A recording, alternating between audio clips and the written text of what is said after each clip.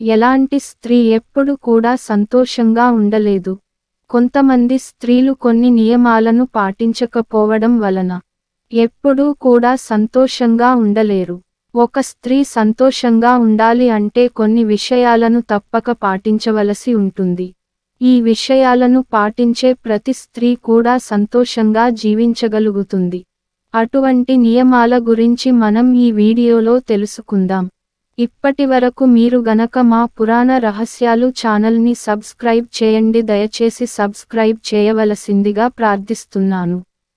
ఇలాంటి మరిన్ని వీడియోస్ చేయడం కోసం మాకు సపోర్ట్ చేయవలసిందిగా ప్రార్థిస్తున్నాము. 1. అత్తవారింట్లో జరిగే ప్రతి విషయాన్ని పుట్టింటికి చేరవేసే స్త్రీలు.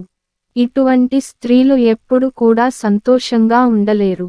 సూటిపోటి మాటలతో ఏదో ఒక విధంగా గొడవలు పడుతూ ఉంటారు. వీరు ఇటు అత్తవారింట్లో, పుట్టింట్లోనూ ప్రశాంతతను కోల్పోతారు. 2. కుటుంబానికి సంబంధించిన రహస్యాలని ఇతరులకు తెలియజేసే స్త్రీలు. ఇటువంటి స్త్రీలు కూడా సంతోషంగా ఉండలేరు.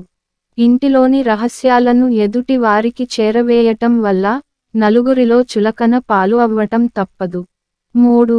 అత్త ఇంటి సొమ్ము దొంగలించి పుట్టింటికి తరలించే స్త్రీలు. మీరు కూడా సంతోషంగా జీవించలేరు.